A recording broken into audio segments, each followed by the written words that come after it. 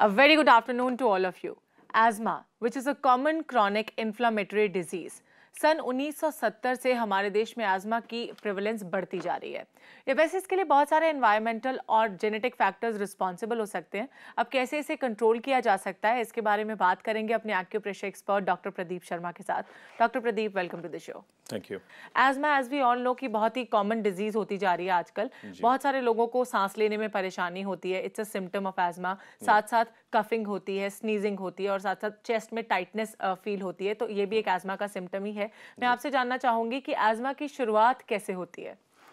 Asthma के लिए जब भी किसी पेशेंट को या किसी भी पर्सन को अगर वीजिंग की शिकायत इनिशियली होती है, जब आपको सांस लेने में घबराहट महसूस होती है, चेस्ट में कंजेशन होता है और या फिर ऑनगोइंग कफ, ये कुछ एक different kinds of asthma is there. तो अगर इन डिफरेंट प्रॉब्लम्स के लिए आपके पॉइंट्स तो सिमिलर रहेंगे, बट ट्रीटमेंट का एक पर्पस जो होता है, आपका प्रोसीजर थोड़ा सा बदल जाता है जी। तो इस तरह की अगर सपोज किसी को प्रॉब्लम होती है, तो we believe in all the points exist only in hand और फुट, फिंगर्स और पाम रीजन।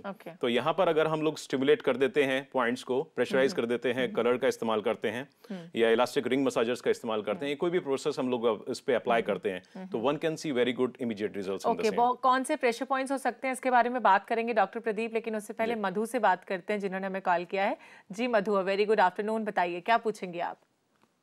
हेलो। हाँ जी, हेलो जी मधु जी, नमस्कार, बताइए। नमस्ते जी, मेरी लेफ्ट आई में कैटरेक्ट है बहुत ज्यादा, तो देखने में बहुत ज्यादा परेशानी भी होती है। दूसरे बहुत अधिक काले काले धब्बे भी आते हैं। ओके। तो उसके लिए अगर कोई प्रेशर पॉइंट हो जिससे कि मतलब ठीक भी हो जाए या कुछ आराम आ जाए तो बताइए। ओके, क्या हो सकता है इनका प्रॉब्लम का सॉल्यूशन? एक्चुअली आज हम लोगों का जो टॉपिक है वो एस्थमा के ऊपर है, बट मधु जी ने पूछा है कि उनका कैटरेक्ट की तकलीफ है और उनकी आइज में ये तकलीफ रहती है। तो उसके लिए बेसिकली आप क्या कर सकते हैं, just look your thumb like this. अपने अंगूठे को आप इस तरीके से देखेंगे, इस प्रकार से देखेंगे, और आपके पास पेन, पेंसिल या इस तरह का इंस्ट्रूमेंट, गैजेट, जिसको हम लोग प्रोब, स्टिमुलेटर या मसाजर बोलते हैं, तो आपने देखना है कि अपने अंगूठे के ऊपर अगर आप इस साइड से देखेंगे तो एक उभरा हुआ हिस्सा नजर आएगा। आपके चेहरे के ऊपर जो उभरा हुआ हिस्सा है वो आपका नाक कहलाता है। तो नाक के ऊपर आती हैं आपकी आंखें। तो ये जो पॉइंट्स हैं ये दोनों आपके आंखों के लिए हैं। और इस प्रॉब्लम के अंदर जब भी कैटरेक्ट का प्रॉब्लम किसी को होता है तो उसके लिए आइज का जो फेवरेबल कलर है वो कहलाता है green. Green colour play a very vital role in a human's life. आप अगर अपना वार्डरोब में भी देखेंगे तो आप देखेंगे कि एक पर्टिकुलर कलर के जो क्लोथ्स हैं वो आपके ज्यादा हैं, अधिकता में रहते हैं। तो इसीलिए अगर आप ग्रीन कलर का जो ऑर्डिनरी मार्कर है वो इन पॉइंट्स के ऊपर अगर आप टच कर लेते हैं इस तरीके से, और इन्हीं पॉइंट्स के ऊपर अगर आप मसाज कर लेते हैं जेंटली और may be in a harsh manner, you will stimulate these points and one can start seeing results very quickly. आप अगर 4 से 8 दिन भी अगर इन पॉइंट्स को स्टिमुलेट करना शुरू कर देते हैं तो आपकी आई साइट के अंदर और इवन जो कैटरेक्ट है उसके अंदर आपको फायदा होना शुरू हो जाएगा। आपने बिल्कुल ठीक कहा कि green colour is the best for eyes, because कहा जाता है जिनकी आंखें कमजोर होती हैं या आंखों में मोतिया होता है तो उन्हें भी हरी घास पर रोजाना सुबह चलना चाहिए, फ्रेश एयर इनहेल करनी चाहिए। अभी विजय से बात करते हैं। जी विजय, बताइए क्या सवाल है आपका? नमस्ते। हेलो, नमस्ते जी, बताइए। नमस्कार। डॉक्टर, मुझे शहर के बाहर जाने से ना कुछ होने लग जाता है। कई बार गाड़ी टिकट लेता हूँ, टेबल ऑफ कर देता हूँ, कई बार गाड़ी बैठता हूँ, उधर जाता हूँ। आप अपना सवाल प्लीज रिपीट कर दीजिए। मुझे शहर के बाद जब कानपुर दिल्ली जाना हो तो मुझे कुछ होने लग जाता है। ओके, मैं समझ नहीं पा रही हूँ कि हमसे क्या पूछना चाह रहे हैं। आप एग्जैक्टली एक्सप्लेन कीजिए कि आपको क्या प्रॉब्लम है, क्या समस्या है आपकी। बाहर जाने से उलझन होती है। ओके, मुझे लग रहा है कि अभी भी मैं इनका सवाल नहीं समझ पा रही, बिकॉज़ हमें आपकी आवाज तकलीफ क्या होती है? आप जैसे ट्रैवल करते हैं तो आपको समस्या क्या होती है? Kindly repeat this. अभी उषा है हमारे साथ। जी उषा, बताइए क्या सवाल है आपका? Good afternoon ma'am. Good afternoon, बताइए उषा। गुड आफ्टरनून डॉक्टर साहब। या good afternoon. Actually ma'am, doctor साहब मुझे लिम्ब गर्ल मस्कुलर डिस्ट्रॉफी की प्रॉब्लम है, जिसमें डॉक्टर बताते हैं कि मसल्स डिजेनरेट हो गई हैं। ओके। वीकनेस सी आ गई लेफ्ट पैर में, जो आर्च, मतलब लेफ्ट पैर का जो फुट होता है उसमें आर्च बन चुका है और बहुत वीकनेस रहती है लेफ्ट लेग में। उठने बैठने में बहुत प्रॉब्लम होती है, लोअर बैक में बहुत हैवीनेस सी रहती है डॉक्टर। क्या कर सकते हैं? Okay, muscular dystrophy basically it's correlated और रेलेवेंट विद द लिवर।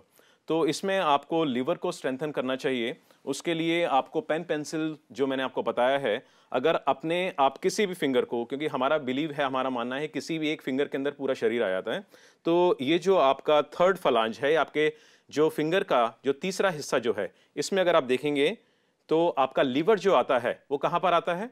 आपकी right side of the system. तो यहाँ पर अगर इस पॉइंट को आप स्टिमुलेट करते हैं और इसके अंदर भी अगर आप ग्रीन कलर का इस्तेमाल करते हैं तो मस्कुलर डिस्ट्रॉफी के अंदर फायदा करेगा। इसके अलावा जो आपने बताया कि लोअर लिम्स के अंदर आपको स्पेशली लेफ्ट फुट के अंदर, तो हम लोगों का मानना है कि बीच की दो जो फिंगर्स हैं, these are correspond to our feet, ये आपके दोनों की दोनों लेग्स होती हैं। और ये जो फर्स्ट जॉइंट है, these are corresponding with your thigh region, second joint is your knees and third joint is your ankle joints. Both hands you can use the same, किसी भी हाथ के अंदर आप ये पॉइंट्स को आप स्टिमुलेट कर लेते हैं।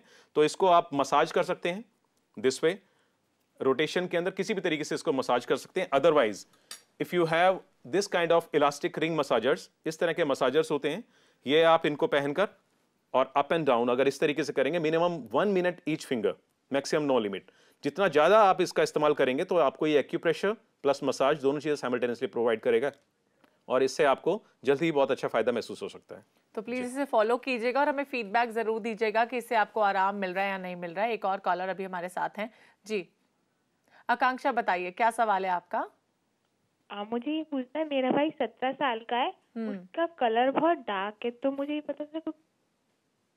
इनका भाई 17 इयर्स का है, काफी केयर करती हैं अपने ब्रदर की। जी। तो उनका डार्क कॉम्प्लेक्शन है, क्या कर सकती हैं इसके लिए? देखिए कॉम्प्लेक्शन अगर डार्क है तो इसमें हो सकता है कि जो पेरेंट्स का जो कलर है उसके ऊपर भी ये होता है, और otherwise like if you just gonna eat very nutrition high value of food intake अगर उनका रहता है तो उसमें फायदा होगा।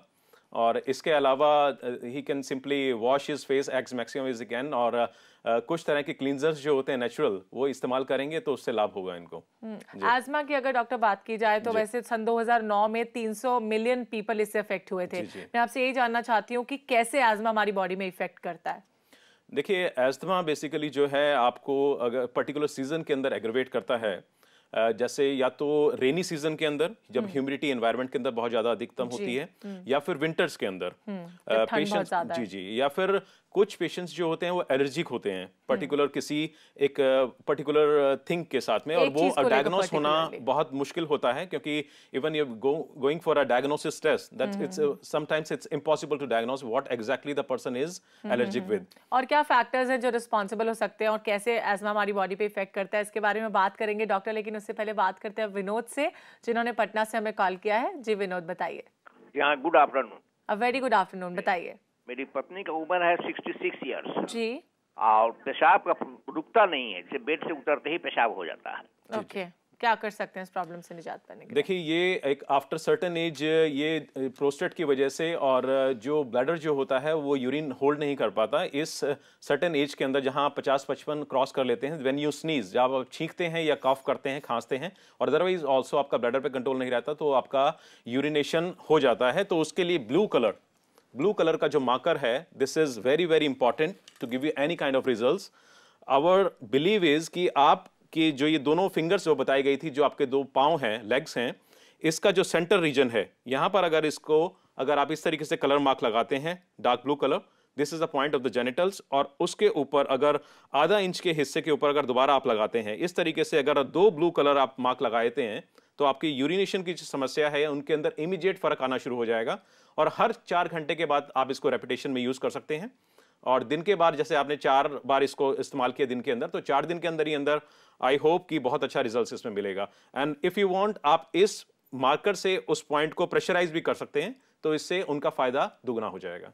वैसे अगर किसी भी बीमारी की या छोटी सी भी प्रॉब्लम की बात की जाए तो अगर उसे टाइम से अर्ली डिटेक्शन उसका हो जाता है, उसे डायग्नोस करा लिया जाता है, तो आगे बढ़ने के चांसेस उसके कम हो जाते हैं, और ये बहुत जरूरी है as in case of asthma also. Doctor अभी वक्त हो गया एक छोटा सा ब्रेक लेने का। ब्रेक के बाद बात करेंगे कि कैसे आप एस्थमा को डायग्नोस करा सकते हैं। आप कहीं मत जाइए, देखते रहिए प्रज्ञा, जो आपको मिलाए बेहतर आपसे।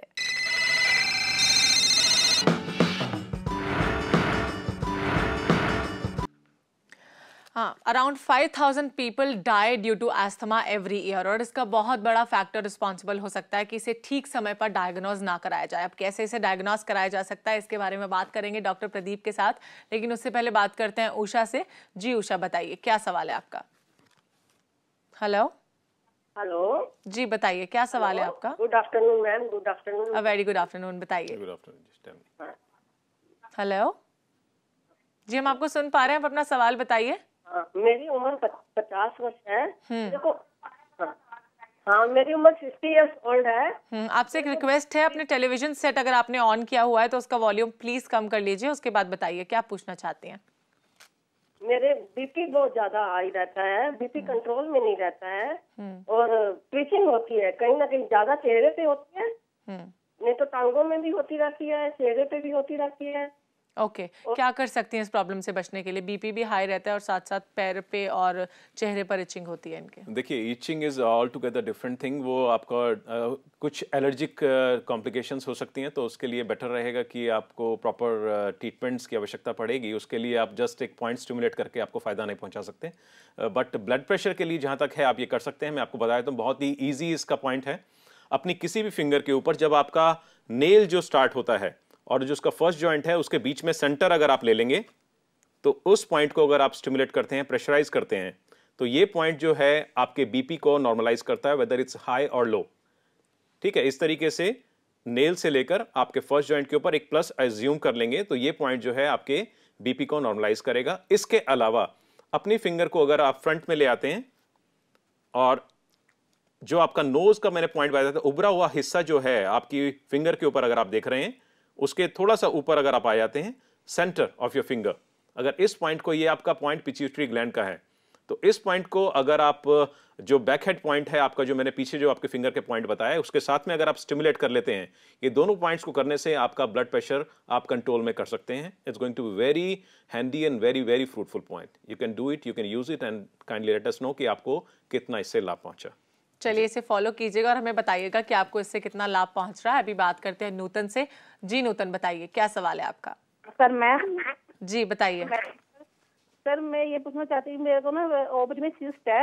मैं एक बार पहले भी रिमूव करा चुकी हूँ 10 साल पहले, और दोबारा हो गई है। अब उसका साइज मीडियम से ज्यादा हो रहा है। ओके, ओवरी में सिस्ट है, क्या कर सकती हैं? मैम, ओवरीज में अगर सिस्ट है तो उसके लिए आपके जो पॉइंट्स, सर्टेन पॉइंट्स मैं आपको बता देता हूं। उन पॉइंट्स के ऊपर अगर आप ग्रीन और रेड कलर का अगर रेगुलर यूजेज करेंगे तो उसमें आपको फायदा हो सकता है, but it's might take very long period, क्योंकि इसके अंदर आपको प्रॉपर ट्रीटमेंट चाहिए होता है। ये किसी भी चीज़ को डिसॉल्व करने के लिए 2 एनर्जीज का इस्तेमाल होता है, one is wind, one is heat. Wind का कलर होता है ग्रीन और हीट का कलर होता है रेड। तो इसमें आप ग्रीन और रेड कलर दोनों मार्कर्स जो हैं इस्तेमाल करेंगे किसी भी फिंगर के अंदर।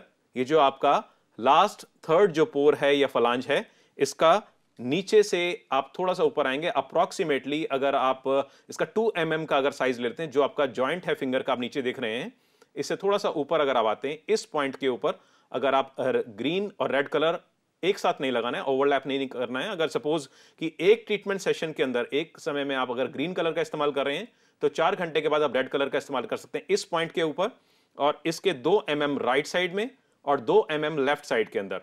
तो ये तीनों पॉइंट्स अगर आप स्टिमुलेट कर लेते हैं और साथ में ग्रीन और रेड कलर का इस्तेमाल करते हैं 4-4 घंटे की रेपिटेशन के बाद, तो you can see some good results, but this might take a long time because you need a proper treatment for the same. और आपको इसे रेगुलरली फॉलो करना होगा, बीच में छोड़ना नहीं होगा। And patience is the keyword, मैं हमेशा कहती हूँ। आपको इससे जरूर फायदा होगा और उम्मीद करते हैं कि आपने पॉइंट्स भी नोट कर लिए होंगे। अभी बात करते हैं सरिता से। जी सरिता, बताइए। नमस्कार डॉक्टर साहब। नमस्कार, बताइए। मैं के बारे में पूछना चाहती हूँ। उसको कई साल से रात को नींद नहीं आती है और उसको स्लिप डिस्क की प्रॉब्लम है। नींद नहीं आती है और स्लिप डिस्क का भी प्रॉब्लम है। दोनों डिफरेंट ऑर्गन्स हैं और because insomnia is connected with your brain. अगर जो पेशेंट हैं अगर उनका सोच विचार बहुत अधिक चलता है और टेंशन, स्ट्रेस, डिप्रेशन, एंग्जाइटी का अगर इस तरह का उनका स्वभाव है, नेचर है, तो उसके लिए मैं आपको एक यौगिक मुद्रा बताना चाहूँगा। It's very very effective, one can apply it and any और everybody can get the benefit out of it. इसमें आपको नींद के साथ साथ अगर सर में दर्द रहता है या किसी और तरह की complication relevant with your brain अगर रहती है, तो उसको आप यूज़ कर सकते हैं। इस तरीके से अगर आप अपने दोनों हाथ की फर्स्ट फिंगर और थंब को सिर्फ टच करेंगे, इसको प्रेशराइज नहीं करना, जस्ट फील, इसको टच करते हुए, और घड़ी में जिस प्रकार का टिक टिक होता है उसी तरह का एक पल्सेशन आपको फील होगा, और अपनी आईज जो है 1 मिनट के लिए बंद कर लेंगे। इससे आपका ब्रेन रीजन जो है वो काम होना स्टार्ट हो जाएगा। ऐसे करने से सपोज आपको लाभ महसूस नहीं होता, you are not getting the benefit out of it, then try and touch your 10 tips, और उसके बाद उसी तरीके से पल्सेशन आपने फील करना है। इस तरीके से आप करेंगे। और इसके अलावा ब्लू कलर का मार्कर, जिसको नींद नहीं आती है, सिर्फ वही व्यक्ति, वही पेशेंट इसको अप्लाई करेंगे। बाकी ये दोनों मुद्राएं एनी और एवरीबॉडी कैन यूज, बट अगर जिसको नींद नहीं आती है वो पेशेंट ब्लू कलर का मार्कर आप लेंगे और आपका जो सारी फिंगर्स जो हैं उनके ऊपर इस तरीके से अपना हाफ राउंड आप बना देंगे और उसको ब्लू कलर से फिल कर लेंगे। हाफ राउंड इस तरीके से किसी भी फिंगर के ऊपर हाफ राउंड आप बनाएंगे अर्धचंद्राकार और उसको ब्लू कलर से फिल कर देंगे। और उसके बाद जो आपको दोनों मुद्राएं बताई गई हैं उनका इस्तेमाल आप करेंगे इस तरीके से, ये ज्ञान मुद्रा, या फिर अपने 10 टिप्स जो हैं आपके उनको टच करते हुए इस तरीके से आप अपने आप को लाभान्वित कर सकते हैं। अगर आपको इंसोम्निया की प्रॉब्लम है, हेडेक्स है, माइग्रेन है, इंसोम्निया है, इसके अलावा टेंशन, डिप्रेशन, स्ट्रेस, इस तरह कुछ प्रॉब्लम है। उसके अलावा आपका दूसरा सवाल था स्लिप डिस्क के लिए।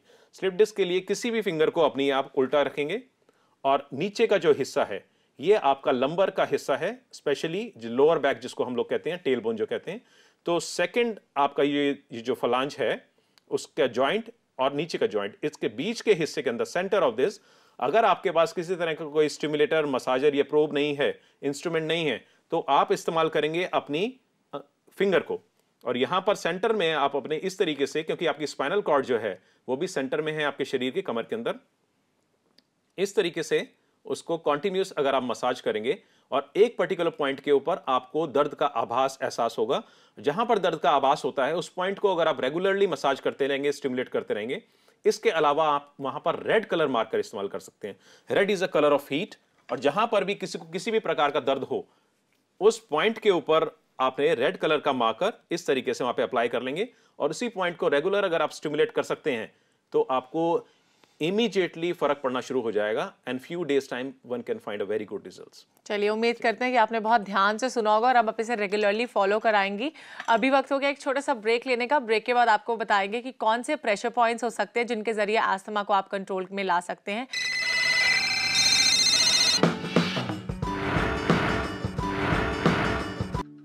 अस्थमा के लिए एक बहुत बड़ा फैक्टर रिस्पॉन्सिबल होता है स्ट्रेस। अब आप स्ट्रेस को कैसे कंट्रोल कर सकते हैं? वैसे तो स्ट्रेस जो है, टेंशन जो है, एंग्जाइटी जो है, जो आपको काफ़ी सारी बीमारियों का शिकार कर देती है, बहुत ज़रूरी है कि इसे हम अपनी ज़िंदगी से दूर रखें।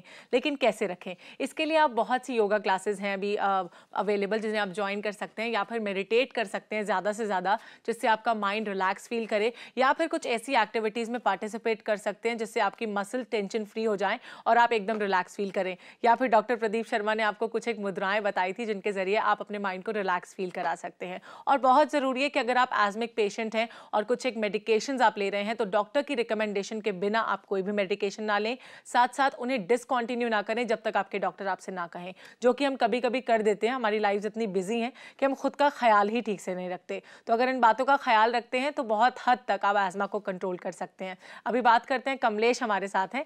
जी कमलेश, बताइए क्या सवाल है आपका?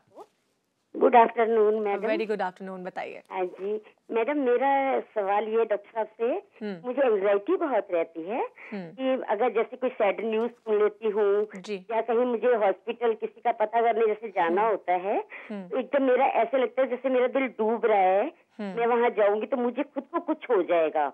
ओके, एंग्जाइटी रहती है इन्हें बहुत ज्यादा, और मेरे को लगता है अंदर से एक डर है इनके मन में जो इन्हें आगे कहीं पर भी जाती हैं तो एक रिलैक्सेशन नहीं होता बिल्कुल भी। जैसे कि इन्होंने बताया कि हॉस्पिटल जाती हैं तो मन में एक बेचैनी रहती है कि कुछ हो जाएगा, तो क्या कर सकते हैं? देखिए, इस प्रकार की अगर किसी को भी समस्या हो तो उसके लिए एक बहुत ही सरल उपाय है, और जो पॉइंट्स मैं आपको बता रहा हूँ ये सभी लोग बहुत अच्छे से अगर समझ लेंगे then you can help yourself and rest of the people around. ये पॉइंट्स बहुत छोटे से हैं बट ये बहुत सारी समस्याओं के अंदर, जैसे एपिलेप्सी का किसी को फिट्स पड़ा है, किसी को हार्ट अटैक, किसी को अस्थमा का अटैक पड़ा है, एंजाइना पेन, इस तरह की एंग्जाइटी रहती है, तो ये पॉइंट्स आप यूज कर सकते हैं और इसमें immediately one can see very good results. किसी भी हाथ की 4 उंगलियों को इस तरीके से आप बराबर कर सकते हैं और दूसरे हाथ की जो रेखा नेक्स्ट टू योर थंब, जिसको एस्ट्रोलॉजिकली पामिस्टिकली आप लोग लाइफलाइन भी मानते हैं, उसके अंदर में जो आपने 4 अपनी उंगलियां जो बराबर करी हैं उसके अंदर में रखते हुए इनको आपने पंप करना है, प्रेशराइज करना है इस तरीके से। ये आपके चेस्ट रीजन के जो मेजर ऑर्गन्स हैं, हार्ट और लंग, उनको स्टिमुलेट करता है और एक्सपेंशन कॉन्ट्रैक्शन भी कर रहा है, साथ में पंपिंग भी कर रहा है। इसी तरीके से अगर आप अपने बाएं हाथ से दाएं हाथ के अंदर भी कर सकते हैं, इसी रेखा के अंदर रखते हुए इन पॉइंट्स को स्टिमुलेट आप कर सकते हैं। Minimum 10 times both hands you can do. इसका कोई साइड इफेक्ट नहीं है, as many times as you want one can do it. अगर किसी को एस्थमा का अटैक हुआ है, किसी को हार्ट अटैक हुआ है, एंजाइना पेन, चेस्ट में अनईजीनेस हो रही है, एंग्जाइटी हो रही है, या किसी भी तरह का कॉम्प्लिकेशन आपको महसूस हो रहा है, एपिलेप्सी की फिट्स की वजह से कोई बेहोश हो गया है, if one is going to stimulate these points in a very continuous manner you can revive that patient also। ये बहुत ज्यादा इफेक्टिव पॉइंट्स हैं, इनको अगर आप करेंगे तो आपको यकीनन लाभ होगा इसमें। अभी बात करते हैं, पी दास हमारे साथ जुड़ चुके हैं। जी पी दास जी, बताइए क्या सवाल है आपका? Good afternoon. Very good afternoon, बताइए। Please advise me how to cure gastritis and stucking of body. Okay, क्या कर सकते हैं इससे बचने के लिए? I was unable to get that. हाँ, exactly. I was also unable to listen to him because हमें properly आवाज नहीं आ पा रही थी। हेलो, आप हमारे साथ हैं? Mr. Das, if you can repeat your question. I am suffering from gastritis and stacking Okay, of body. gastritis है इन्हें। Okay, yep. Gastritis, basically you can say it's inflammation in the stomach basically. तो आप क्या कर सकते हैं, हम लोगों का मानना है ये किसी भी जो रिस्ट है आपकी, इसका जॉइंट जो है, यहां पर आपका स्टमक आ जाता है, और इस पॉइंट के ऊपर अगर आप ब्लैक कलर, इस तरीके से ब्लैक कलर का मार्कर अगर आप इस्तेमाल करें, और यहां पर अगर आप स्टमक ड्रॉ कर सकते हैं, नथिंग लाइक इट, अदरवाइज इस तरीके से उस पर्टिकुलर पॉइंट के ऊपर ब्लैक कलर का मार्कर से अगर उसको पूरा अच्छे से फिल कर लेंगे, तो अगर आपको गैस्ट्राइटिस की प्रॉब्लम है तो immediately one can see a very good healing results in this. ये आप रेगुलरली कर सकते हैं, both palms you can use the same. यहां पर अपना स्टमक के लिए ब्लैक कलर अगर आप अप्लाई करते हैं तो आपको गैस्ट्राइटिस की प्रॉब्लम के अंदर इमीडिएटली फायदा होगा। अभी हमारे साथ है नजीरा, उनसे बात करते हैं। जी नजीरा, वेरी गुड आफ्टरनून, बताइए। हेलो मैडम, मुझे अस्थमा है और जुकाम भी हमेशा रहता है। ओके, अस्थमा है और जुकाम रहता है, क्या कर सकते हैं? जी, अस्थमा के लिए मैं पॉइंट्स आपको जो बताना चाहूंगा, क्योंकि आज का हम लोगों का टॉपिक जो अस्थमा पर था, बट बहुत सारी क्वेरीज रही, उसके बीच में हम लोग ये भूल गए। ये सेंटर जो फलांज है, सेंटर जो आपकी फिंगर, किसी भी फिंगर के अंदर आप ये लोग पॉइंट ले सकते हैं। आपके दो लंग्स होते हैं, दो फेफड़े जिसको हम लोग बोलते हैं, एक है आपका राइट साइड और एक है आपका लेफ्ट साइड। तो इस तरीके से अगर आप पॉइंट्स को राइट साइड और left side of the second finger का फलांज जो है, जो हिस्सा है, पोर है, उसके अंदर अगर आप दबाते हैं इन अ कॉन्टिन्यूअस मैनर, तो आपको इन पॉइंट्स के ऊपर पेन भी महसूस होगा। और यहां पर अस्थमा दो प्रकार का होता है। अगर किसी को खांसी आ रही है, ऑनगोइंग कफ रहता है, खांसना बंद नहीं हो रहा है, तो इन पॉइंट्स को स्टिमुलेट करने के बाद आप ब्राउन कलर मार्कर का इस्तेमाल करेंगे। याद रखेंगे कि इन पॉइंट्स को स्टिमुलेट करने के बाद अगर आपको ऑनगोइंग कफ रहता है तो ब्राउन कलर का मार्कर इस्तेमाल करेंगे, इससे ऑनगोइंग कफ के अंदर आपको लाभ होगा। मगर अगर किसी को कंजेशन इन द चेस्ट रहता है अस्थमा की वजह से, आप सांस लेने में बहुत दिक्कत होती है, और इसी प्रकार से रात को स्नोरिंग की शिकायत भी रहती है कुछ लोगों की, क्योंकि उनका नाक भी बंद रहता है, चेस्ट में कंजेशन रहता है, तो मुंह खोल के वो सोते हैं और स्नोरिंग बहुत ज्यादा होती है। तो इसी प्रकार की अगर समस्या होती है तो उसके अंदर हम दो कलर मार्कर्स का इस्तेमाल करेंगे, रेड एंड ग्रीन। इन्हीं पॉइंट्स के ऊपर जहां पर आपने अभी ब्राउन कलर का एप्लीकेशन किया है, वहां पर अप्लाई करेंगे आप रेड एंड ग्रीन कलर। एक के ऊपर एक अप्लाई नहीं करना है। अगर एक हाथ की फिंगर में अगर आपने रेड कलर इस्तेमाल किया है, तो दूसरे हाथ के उन्हीं पॉइंट्स के ऊपर आप ग्रीन कलर मार्कर का इस्तेमाल कर सकते हैं, या और इन्हीं पॉइंट्स को 4-4 घंटे के रेपिटेशन में आप रिपीट कर सकते हैं। इससे आपको यकीनन लाभ होगा। तो प्रेशर पॉइंट्स तो हो गए, लेकिन इनके अलावा मुझे लगता है कि प्रॉपर ब्रीदिंग एक्सरसाइजेस भी लोगों को करनी चाहिए, जो भी आज़मिक पेशेंट्स हैं, कि they know how to breathe properly, जिससे उन्हें सांस लेने में परेशानी ना हो। और क्या बातें हो सकती हैं जिनका वो ख्याल रखें? जी, इसके अंदर जैसा मैंने आपको पहले ही बताया था, जो पॉइंट्स आपके चेस्ट रीजन के जो आ जाते हैं आपकी हथेली के अंदर, अगर इन पॉइंट्स को अगर ब्रीदिंग में अनईजीनेस रहती है, तो अगर इन पॉइंट्स को स्टिमुलेट करते हैं इन अ वेरी रेगुलर मैनर, तो आपको इसमें बहुत ज्यादा फायदा होगा। यहां तक कि अगर जो नेबुलाइजर, इनहेलर या पफ इस्तेमाल कर रहे हैं और उनकी मेडिसिन खत्म हो गई है, ये समटाइम्स मिसप्लेस हो गया है, और कभी ऐसा भी होता है कि इस तरह की सिचुएशन आ जाती है कि जैसे कि आपके पास अवेलेबिलिटी नहीं है, केमिस्ट की शॉप बंद हो गई है, and you are in such place कि आपके पास नेबुलाइजर, इनहेलर की आपके पास अवेलेबिलिटी नहीं है, एक्सेसिबिलिटी नहीं है, और आपको अस्थमा का अटैक हुआ है, तो इन पॉइंट्स को स्टिमुलेट करने से इमीडिएटली आपको फायदा होगा, और आप उस जो पैनिक सिचुएशन है उसको अवॉइड कर सकते हैं। Just stimulate these points, you will get the results. तो डॉक्टर प्रदीप, आप यहाँ पर आए, हमारे व्यूअर्स को आपने बहुत अच्छे से गाइड किया कि वो क्या कर सकते हैं अगर अस्थमा की प्रॉब्लम से परेशान है। इसके लिए आपका शुक्रिया। Welcome, thank you.